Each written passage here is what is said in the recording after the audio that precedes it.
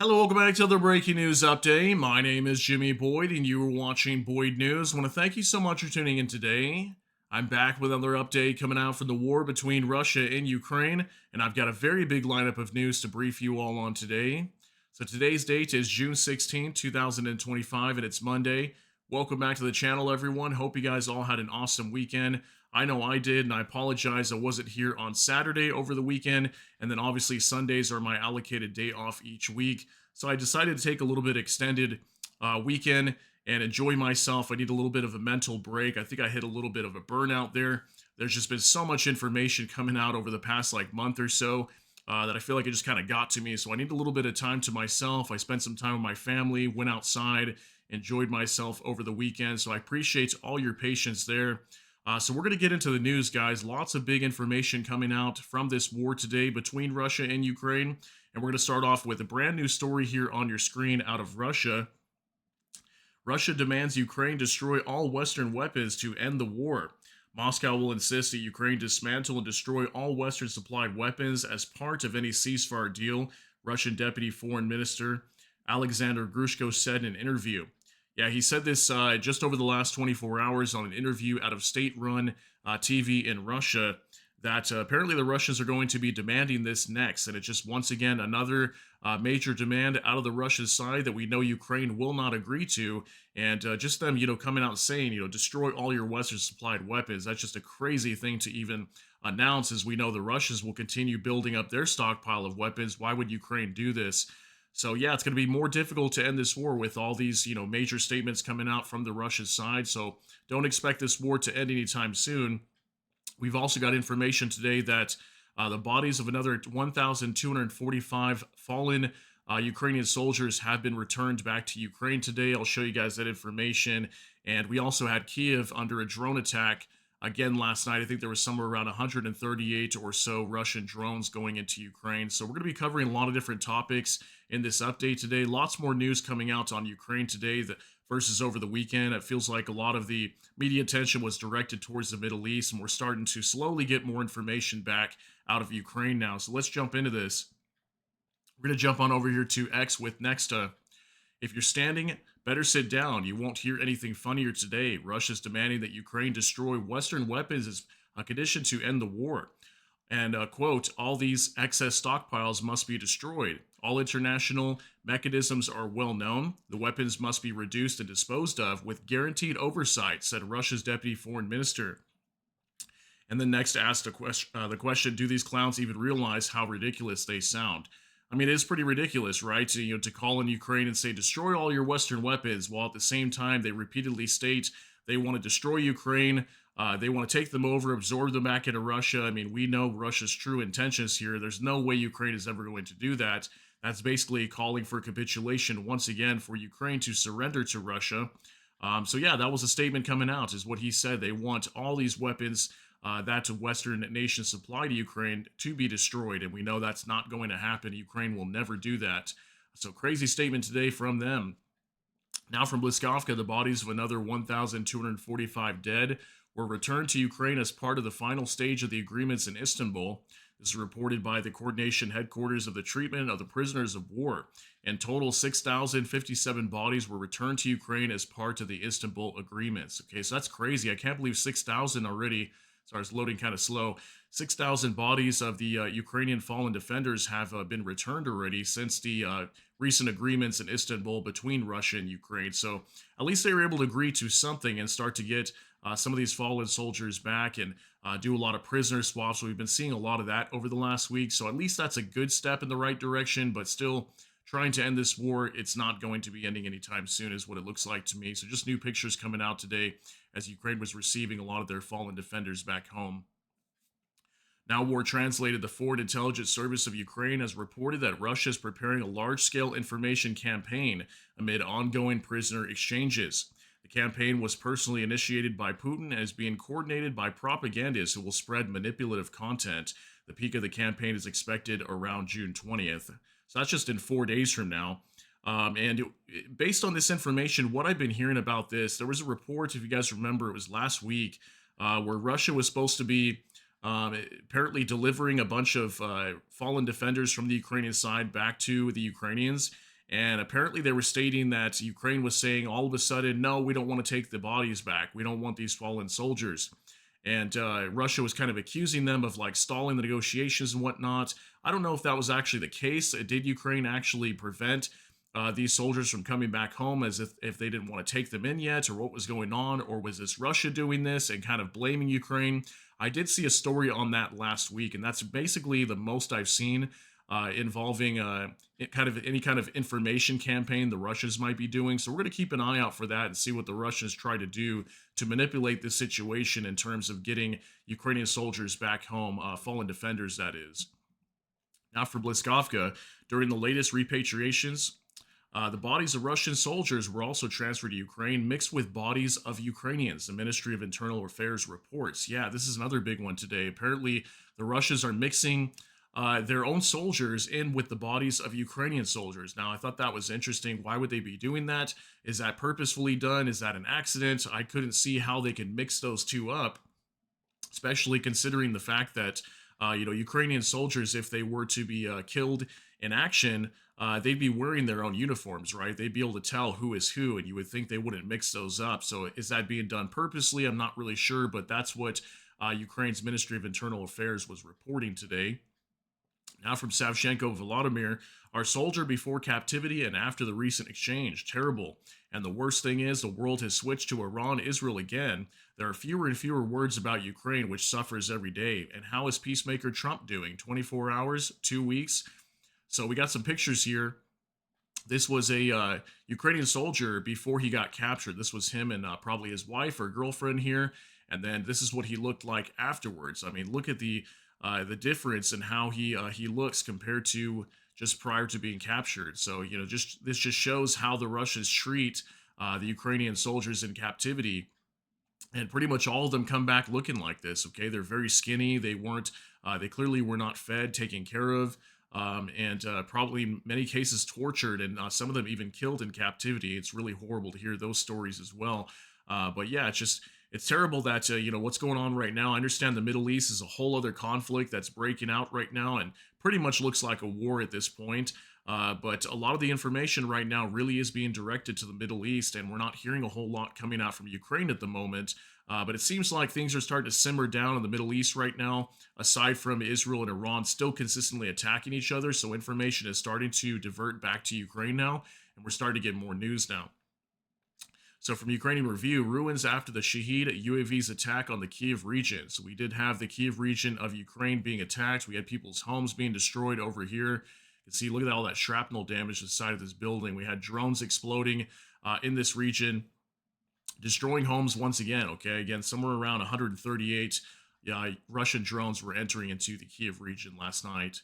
Here's another picture as well for more translated. Nothing survived. Enemy drone crashed in the middle of residential area in Dniprovsky district of Kyiv. So just more pictures here showing this home that was destroyed as well. Looks like it caught on fire and burned to the ground. So very sad to see that. Once again, more damage on civilians' homes and lives of people in Ukraine. Now, Spravdy Stratcom Center, the U.S. asked us not to strike at Russian energy facilities, after which Russia struck our energy in Kremenchuk in a combined manner. Cruise missiles, drones, and ballistic missiles, says Zelensky. This is Putin spinning immediately after the conversation with Trump, Putin's president said, So this was something that Zelensky stated last night in his address to the Ukrainians. He does this usually once every night, kind of give an update on the situation for the Ukrainian people. And he was stating that the U.S. was apparently asking Ukraine not to attack energy facilities inside of Russia. Soon after that, that's when the Russians launched a massive attack onto Kremenchuk, and I believe that's in the Poltava region, like in central Ukraine, and we had energy infrastructure over there being destroyed and power outages and whatnot. So it's crazy that the U.S. is like, don't do this to Russia, and then Russia literally does it right after. He says it was a combined strike, so there was all kinds of missiles, drones being used, attacking that specific area, and he's saying that Putin is spitting immediately about the conversation with Trump. Okay, so basically spitting in Trump's face in regards to being, telling Ukraine not to do this, and then Russia's doing the exact same thing soon after. Here's a statement from Andriy Sybiha. This is the foreign minister out of Ukraine. Yesterday's barbaric attack on Kremenchuk's energy infrastructure is part of Russia's campaign to bomb Ukrainian civilian energy infrastructure. Moscow intends to attack Ukraine's energy grid while the world's attention is on the Middle East. This is especially cynical given Putin's ongoing attempts to imitate constructiveness toward U.S. peace efforts. In reality, he shows complete disregard for them by ramping up terror against Ukraine. Instead of Russian strikes on Ukrainian energy, our partner's strategy should be to hit Russian energy hard with devastating sanctions. Oil price cap of $30, new restrictions on Shadow Fleet and its captains, and other energy sanctions hit Putin where it hurts. This will advance, not impede the peace process. And I keep hearing about this. So with this whole oil price cap situation, the G7 today is reporting that they might not be agreeing to $45 here very soon if the U.S. does not agree to it. I think they might be talking about that today at the G7 summit. We'll be discussing that as we move on. But Andre Sebia just making a comment here on the Russians attacking their energy infrastructure. Clearly, that's not okay. Now for Max 25, on the border of Sumy region, the continuous destruction of enemy infantry has its results. The intensity of the assaults has decreased, said the spokesman for the State Border Service, Demchenko. These are dozens killed, dozens wounded. When the enemy began to use the tactic of small assault groups, we saw that they practically do not care about his losses. So what we're hearing coming out from the Sumy region is just over the last couple weeks, we've had reports that the Russians were advancing in Ukraine's Sumy Oblast on the northern side of it and advancing towards the major city of Sumy. What we're starting to hear now is the Ukrainians are starting to push back. They've actually regained at least one settlement over there that was previously lost over the last week or so. And it looks like the Russians are taking heavy losses over there, and Ukraine is continuously and gradually pushing them back. So that's very good news out of Sumy. Now for more translated, deep state shows photos of Ukrainian engineering and fortification structures being built along the administrative border between Dnipropetrovsk and Donetsk regions. Okay, so these are just pictures coming out showing like the trenches, and we can see like dragon's teeth here being set up, probably anti-tank ditches and whatnot, foxholes, bunkers, that the Ukrainians are setting up to create a major defensive barrier in between the Donetsk and Dnipropetrovsk regions. Okay, we know the Russians are controlling a good amount of the Donetsk region, but not the entirety of it. There was reports last week that the Russians were advancing into the Dnipropetrovsk region, and Ukraine came out and denied that. They said that was not true. And they're kind of showing the fortifications they've built between the Dnipropetrovsk and the Donetsk region. Okay, so they clearly are trying to do everything they can to prevent the Russians from entering into it. And to me, this is kind of them showing that the Russians have not advanced into that area because look how heavily fortified it is. So this is kind of how I see that.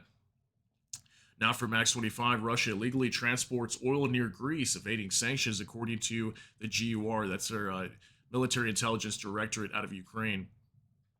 Since July 2024, this activity has been carried out by an Aframax tanker with IMO number 9247443, which does not have Western insurance. Also published were data on 159 oil tankers, most of which are part of the so-called Shadow Fleet of Russia, and information about 55 captains of this fleet. In addition to circumventing sanctions, the Shadow Fleet is also involved in reconnaissance and sabotage operations, in particular in the Baltic Sea. These vessels monitor naval infrastructure, submarine cables, and other strategically important objects. Okay, so Ukraine's GUR warning the West that the Russians do still have some Shadow Fleet tankers that are evading sanctions near Greece right now. These are probably some of these same tankers that I would think go through the Baltic Sea, because we've been hearing so many reports that Russian tankers might still be trying to sabotage underwater sea cables in the Baltic Sea. We know that Estonia has been carrying out lots of operations trying to detain many of these tankers if they believe that they are part of Russia's Shadow Fleet. So not good news, guys. More Russian oil tankers that are being used to circumvent sanctions are still being used to transport Russian oil and potentially carry out sabotage operations in Europe. Now for Max 25, meanwhile, Zelensky has already arrived in Vienna for an unannounced visit. He's expected to meet with Austria's president and chancellor. Yeah, so Zelensky today is in Austria, met with the president over there, and we've got some information on that. So right here from Liskovka, today Ukraine and Austria signed a number of documents. Declaration on cooperation in the reconstruction of Ukraine, joint communique on the return of Ukrainian children from Russia, memorandum on cooperation in the field of agriculture, and also memorandum on the development of an interregional and municipal cooperation. Okay, so here's Zelensky meeting with the president over there today in Austria, and some details on their meeting. Looks like they held a joint conference here as well. Also, this from Military News UA: Russians offered to exchange Ukrainian children for their soldiers. This is madness, is what Zelensky said. Yeah, this doesn't have any subtitles here, and he's speaking Ukrainian, but apparently this was something that Zelensky stated today as well. This is in regards to a lot of the POW transfers between Ukraine and Russia recently, that apparently the Russians are offering to exchange Russian soldiers for Ukrainian children. So I thought that was crazy too, because isn't that basically Russia admitting that they've kidnapped these children in the eastern side of Ukraine? You know, even back towards the beginning of the war, and now they're stating that they're using them as hostages, basically, that they will transfer them back to Ukraine in exchange for Russia's soldiers. I mean, Ukrainian children should have nothing to do with it. They should just be able to go back home to Ukraine. But yeah, just crazy statement coming out from Zelensky today. And to me, this confirms that the Russians are holding these Ukrainian children captive and as hostages, basically, and not letting them go back to Ukraine, as clearly they want to use them for a prisoner exchange. So insane news there. Now, Anton Yeroshenko, Swedish media report that Russia's carrying out work on nuclear facilities located near Europe. Russia's becoming more and more dangerous every day. According to SVT, satellite images from May 2025 show a Russian base in Kaliningrad that may be used to store nuclear weapons. In recent years, the base has been expanded and modernized. New buildings, a triple-layered security fence, new equipment have appeared on the site. According to the Polish government, approximately 100 tactical nuclear warheads were stored in Kaliningrad. At the Aspovichi base in Belarus, a Soviet-era nuclear weapons storage facility is being upgraded. In particular, a new loading platform for railway transport and air defense systems have been observed there. On the Kola Peninsula, which borders Finland and Norway, around 50 bunker-style storage facilities have been built for ballistic missiles launched from submarines. Special pier for loading missiles onto submarines has also been recorded. So yeah, these are just like some satellite images coming out showing over the last 4 years how the Russians are upgrading some of their nuclear facilities that are especially very close to Europe. Here's a picture here. So from 2021, you can see this area here wasn't very developed. Now they've got some sort of bunker system that has been developed here over the last 4 years. This would have been inside of Kaliningrad. And then we've got this other one here out of Belarus. We can see some expansion in this area. Okay, so 2021, you can see not a whole lot being built here. And then over here, you can see this whole area being developed, as right there was just like trees. It's all been cleared out, and they're expanding this base over here as well. And then finally, over here in the Kola Peninsula, this is up near Finland and Norway, we can see an expansion of bunkers that have been built here also, as opposed to just 4 years ago. This was a much smaller base and now has nearly doubled in size. Okay, so that's not good news that the Russians are expanding their nuclear program and their facilities right on the borders of Europe. Now, Anton Yeroshenko again, the Russian Foreign Intelligence Service claimed that Ukraine, together with the UK, is preparing sophisticated provocations in the Baltic Sea. Russia openly states it is afraid of Ukrainian attacks in the Baltic Sea. Just think, from Kyiv in 3 days in 2022 to Ukraine plans to attack us in the Baltic Sea in 2025. The Russian intelligence service claimed that one scenario involves staging an alleged Russian torpedo attack on a U.S. Navy ship. Soviet Russian-made torpedoes have already been handed over to the British by the Ukrainian side. The plan is for some of them to explode at a safe distance from the American warship, while one will fail to detonate and will be presented to the public as evidence of Russia's malicious activity. Another Ukrainian-British scenario involves working with accomplices from northern European countries to accidentally fish out Russian-made naval anchor mines in the Baltic Sea, allegedly deployed for sabotage on international sea route, the agency statement says. I wonder what they meant by sophisticated. So apparently this was a report coming out from Russia that the Russians believe that Ukraine and the UK are planning some sort of event that might pin some sort of blame onto Russia in the Baltic Sea or something like that. That Russia tried to attack the Americans or try to attack maybe another European nation or something like that, maybe using some sort of torpedo. That's going to make it appear as if it came from Russia, but it actually came from Ukraine and tried to attack an American warship or whatnot. So the Russians believe, they're worried that the Ukrainians might try to do that, maybe to try to draw America into the fight or maybe draw NATO into the fight, who knows. And we'll see what happens with that. So far, we haven't seen too much actual evidence of this, but this is what the Russians believe is going on right now. Now, Max 25, Trump will meet with Zelensky on the sidelines of the G7 summit, which begins on June 16th. So we actually heard about this a few days ago, and it says what to know about the G7 summit Trump is attending. Yeah, so this report allegedly talking about the fact that Zelensky is going to be meeting with U.S. President Donald Trump at the G7 summit. Zelensky will be there, and apparently, also we could be seeing Zelensky asking to buy weapons from the U.S. Apparently, that's one of the major reasons why they're meeting. And on top of that, probably discuss sanctions onto Russia. Now, from next to British intelligence estimates North Korean losses in Russia's Kursk region at 6,000 killed and wounded. The figure represents more than half of the 11,000 North Korean troops initially deployed in the area. Yeah, so there was a report coming out from the UK, their defense intelligence, that apparently the North Koreans have lost about 6,000 or more than that casualties of North Korean soldiers, in the Kursk region alone. And yeah, we heard somewhere around 12,000 or so of these troops have been deployed into Russia to help them out with the Kursk invasion whenever the Ukrainians pushed into there, creating a new incursion.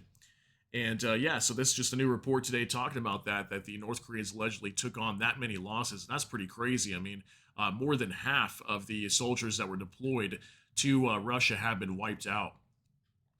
Now, from Anton Gerashenko, Russian Telegram channels report that a Russian Superjet 100 aircraft operated by Azimuth Airlines lost the right engine's cowling during takeoff from Vnukovo Airport. The flight, which was en route to Batumi, made an emergency return to the departure airport. A blue alert code was declared. There are reports on Russian Telegram channels that in the past week, at least 7 Russian aircraft have either experienced in-flight malfunctions or were unable to depart due to technical issues. So I wonder what that could be from. Probably due to sanctions onto Russia. Again, we've been hearing so many reports that their aviation industry is just completely failing. They have a lot of parts on these planes that they can't repair. It looks like the cowling here on the outside just completely ripped off this engine here on one of these jets. Take a look. Вот тут, блядь, с корнями вообще конкретно нахуй вынесло. Этот внешний. Ебать, и здесь то же самое. Такая хуйня, короче. So this is probably one of the biggest industries inside of Russia that we've been able to see physically through like videos that, they're heavily being harmed by these sanctions. We know a lot of times many of the aeroplanes here inside of Russia can't even be serviced. Sometimes they have really far backlogs of parts that they can't receive, and they're pretty much running on parts for these engines and whatnot that are probably needing to be replaced many months ago or maybe even years ago, but they're having to drag them out even further, and that's why a lot of these planes are failing. So I can't imagine trying to fly on a plane inside of Russia. I'd be very worried. Now for military news, UA on June 15th, production facility for the strike UAVs was hit in Russia's Yelabuga, Tatarstan. General Staff of Ukraine reports the facility is the main Russia site for the production of Shahed strike UAVs and other drones, including imitation ones. So this was a report yesterday, and because I wasn't here with you guys, just wanted to share this with you briefly. Ukraine did attack a drone production facility yesterday in the Republic of Tatarstan in Yelabuga, the city of Yelabuga, and we know they've got multiple drone production facilities over there. This is an area we just literally reported like a week or two ago that was attacked. Ukraine went ahead and attacked it again. Here's a video now, too, from Vicegrad 24. A Ukrainian drone swarm struck Russia's largest military drone factory a few hours ago. The strike took place in Yelabuga and Tatarstan, Russia for now. So we got a video here we can show you guys, about 11 seconds long here to see a drone crashing just over in the field over here. This is in Yelabuga, the city of Yelabuga in the Republic of Tatarstan, probably about 1,000 to 1,200 kilometers, give or take, inside of Russian territory from the border of Ukraine. Take a look. Вон, бля. Стоп. Вот, сейчас сюда, блядь, прилетит, сука. Уши. Вон, бля. All right, so pretty crazy video here. You can see everybody running in mass panic. Then we've got a Ukrainian strike drone just landing somewhere over here in this field. I'm not sure if it attacked the facility and directly hit it in this video, but Ukraine's general staff did report that they directly struck one of the facilities over here producing drones for Russia's military. Now from Timofey, I don't know if it's Timothy, Milovanov. Ukrainska Pravda reports Ukrainian military intelligence sabotaged a Russian power substation in Kaliningrad. They drained coolant from a transformer, set it on fire, and cut electricity to Russia's defense facilities. Estimated damage was nearly $5 million. This was another report yesterday also that Ukraine's GUR apparently carried out a sabotage attack on a power substation in Kaliningrad. Okay, this is like a small little piece of Russian land wedged in between the Baltic nations and like Poland and right next to the Baltic Sea as well. And Ukraine allegedly carried out this operation yesterday. There was video footage coming out on that also. This was just another report of something that came out of Ukraine yesterday. Now for Max 25, damaged Roshil senator pulls Ukrainian soldiers from the front line even on three wheels. Yeah, I'm going to show you guys this video. Pretty crazy. Somebody's just driving over here and probably maybe in like eastern Ukraine or something. And we've got an armored vehicle here that's running on three wheels and it's literally just driving. It's on the Ukrainian side. Take a look at this. Как вам такой Илон Маск? А ну давай, обгоняй его. Сейчас потихоньку.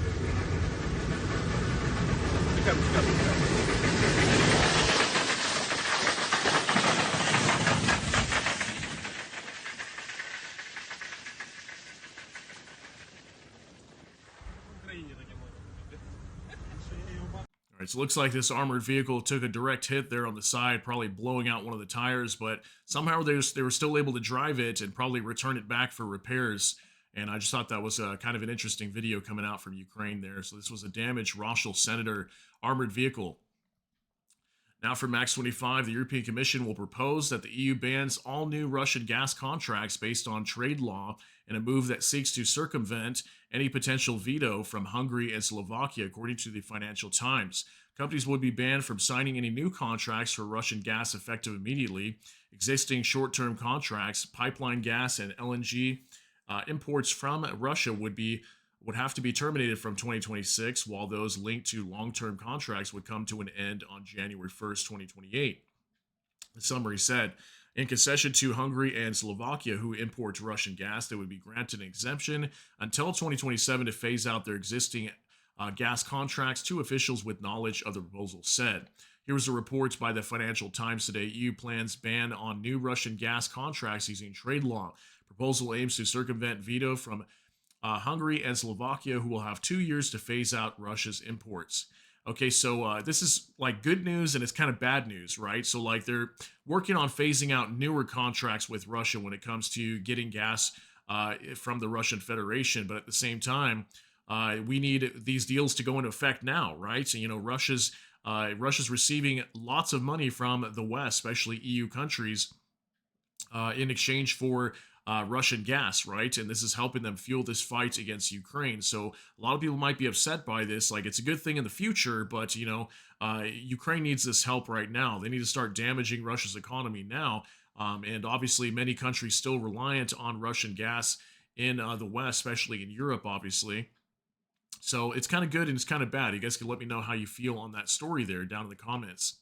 Now from Savchenko Volodymyr, the EU will not independently reduce the maximum price for Russian oil from $60 to $45 per barrel, as this initiative will most likely not be supported by the G7, said two EU diplomats, according to EP. Ursula von der Leyen has already stated that the decision to lower the price ceiling for Russian oil must be made jointly with the G7 partners and will be discussed at the upcoming G7 summit in Canada. Okay, so like I mentioned earlier, looks like the EU is not going to move ahead independently in lowering the price cap for Russian oil down from $60 to $45. And apparently they were stating that last week they were willing to do it. Now they're not going to anymore. They want the U.S. to be on board with this. And from what we heard recently, the U.S. is not going to agree to that, but we'll see what happens coming from this G7 summit. Maybe they might change their mind. We'll see. Now, Max 25, NATO countries are preparing hospitals for war with Russia. They are issuing bulletproof vests and building operating rooms underground, according to Politico. In particular, we are talking about the eastern flank of the alliance. Poland and the Baltic countries are purchasing bulletproof helmets and vests, organizing underground facilities for operations. Vilnius University Hospital is one of the largest in the entire region, preparing underground infrastructure, bomb shelters, helipads, and autonomous energy systems. In Estonia, they're renovating basements and purchasing mobile points that can be deployed in emergency situations. In addition, they are purchasing generators using the example of the war in Ukraine. Estonians are preparing for Russians to strike at civilian and energy infrastructure. So this is not good news, right? I mean, it's good and bad at the same time, too. I mean, at least Europe's getting ready for this fight against Russia if it happens to break out, but also this is possible indicator that we could see an attack coming from Russia. It's more signs of that, right? So this from Politico. Europe's frontier countries ready their hospitals for war. So yeah, they're building underground hospitals. We've seen the Ukrainians do that as well. That's probably where the Europeans are getting this idea from, also, or NATO is, that is, excuse me. Yeah, Ukraine's been building a lot of underground trauma centers as well, because many times, they want their soldiers to be protected while they're being treated. Also, as Ukraine's just constantly being bombed every single day, so they can't build their hospitals above ground. They've got to do that underground. We've got NATO doing that same thing. So that's kind of scary news coming out from there. Now, Anton Gerashenko, the U.S. has canceled a meeting with Russia on eliminating irritants in bilateral relations, according to Russian Foreign Ministry spokesperson Maria Zakharova said. And she said, as of today, the next meeting within the framework of bilateral consultations on eliminating irritants to normalize the activities of the diplomatic missions of both countries has been canceled at the initiative of the American negotiators. We hope that the pause they have taken will not be too long, she said. Okay, so this is interesting also because we know the U.S. been just like heavily butting up with Russia, but it looks like we've had some talks here that are either stalling or maybe completely collapsed as the U.S. has pulled out of talks with Russia for the moment. So that is interesting. Could that be the first sign here that the U.S. is going to be walking away very soon from negotiations? Maybe they'll start off with Russia first, and then maybe very soon we might hear them pull out of negotiations with Ukraine as well, and then we might see a new mediator come in. I'm not sure what's going to happen here, but this is what the Foreign Ministry spokeswoman Maria Zakharova was reporting out of Russia today. Now from next, Europe has surpassed the U.S. in military aid to Ukraine for the first time, thanks to Scandinavia and the U.K., reports the Kiel Institute for the World Economy, IFW. Between March and April 2025, European countries sharply increased their support for Ukraine, offsetting the pause in American assistance. The U.S. had not delivered aid since January. The total volume of EU military aid has reached 72 billion euros, compared to 65 billion euros from the U.S. Okay, so the EU now starting to overtake the United States in the amounts of aid being supplied to Ukraine, and that's pretty obvious probably by most people now. You can see that that's going to be the case here eventually, as the United States hasn't really given any aid to Ukraine aside from what was allocated under the Biden administration, and that was obviously before January of this year. A lot of these contracts that were extended, I think, all the way to like the middle of summer. So sometime in like the next month or so, a lot of these deals between the Biden administration and Ukraine are going to start running thin, and we're not going to be seeing any weapons going to Ukraine unless the current administration approves new aid, which we haven't seen any indication of that yet. But we know that Zelensky is open to purchasing weapons directly from the United States, not necessarily just getting a handout and getting the weapons sent over there like what was happening under the Biden administration. So we'll see what happens there. We're still hearing that Zelensky wants to buy weapons from the U.S. Now from Ukrainian Review from Europe. For Europe to replace U.S. support for Ukraine, Italy and Spain, for example, would need to increase their funding to Kyiv sixfold, France fourfold, and Germany 50%. And this is only to partially compensate for the loss of U.S. aid, Kiel Institute for the World Economy reports. The report says that European governments as a whole need to also almost double their funding from the current 44 billion euros per year to 82 billion euros per year, which corresponds to an increase of about 0.1% of their combined GDP to 0.21% of GDP. And here's the report, and it says, how can Europe replace U.S. support? Estimated increase in annual contributions to Ukraine required to replace total U.S. financial aid by donor. So yeah, apparently this chart kind of indicating how much Europe would have to extend their supply to Ukraine. They'd have to take over a lot here. Now, you guys can let me know what you think. Do you think that that Europe has the capacity and the money, considering all the issues that the whole world is experiencing right now? Many countries are having budgeting issues and having to cut back costs and whatnot. And this is how much Europe would have to step up to the plate to help Ukraine if we were to see U.S. support being pulled. And we still don't know if that's going to be the case yet. So far, the U.S. hasn't done that, but we're getting down to crunch time here. Next in the next month or so, we could possibly be hearing that the U.S. is withdrawing support for Ukraine, maybe even intelligence. We don't know what's going to happen yet. But there hasn't really been many talks, even from Trump recently. If you guys noticed, he hasn't really said anything about, trying to force Ukraine and Russia to agree to anything. He's been relatively quiet and kind of just letting Ukraine and Russia fight it out for right now. It's kind of what I've been seeing. Now, for Max 25, Ukrainian air defense shot down 125 out of 138 Russian drones, including 84 shot down, 41 suppressed by electronic warfare. So Ukraine knocked down a lot of these drones going into their territory last night, but we still had some slamming into the Kyiv Oblast, as I had those pictures for you guys showing some homes that were being destroyed from these Russian drones. But looks like overnight they had a pretty good night shooting down a lot of these drones. Now, from Kyiv Independent, these are the indicative estimates of Russia's combat losses as of June 16th, according to the Armed Forces of Ukraine. In our final update of the day, Russia's losses as of June 16th: 1,200 troops, 7 AFVs, 79 vehicles and fuel tanks, 2 tanks, 18 artillery systems, 95 UAVs, 9 cruise missiles, 1 anti-aircraft warfare system, and 1 special equipment. Okay, so based on all these numbers, again, what we're seeing is not too high numbers here. They're pretty low for the most part. It's about average, I'd say, of what we've been seeing over the last few weeks, which for the most part have been relatively low numbers in terms of losses on the Russian side. Troop numbers still right around the same, but it's crazy that we've exceeded the 1 million point in casualties on the Russia side, and that just happened last week, if you guys remember when I reported that to you. So yeah, there's your daily update on the amount of Russian losses here coming out from this war. And I want to thank you guys very much for tuning in for this update again on today's date, June 16th, 2025 on Monday. And I hope you guys all have a wonderful day today. Thank you so much for tuning in. If you got something out of this, please smash that like button. Also, if you enjoy my content, please consider subscribing down below. Hit the notification bell. That way YouTube can notify you. And with that, hope you all have a great day. Everybody take care and God bless. We'll see you in the next one.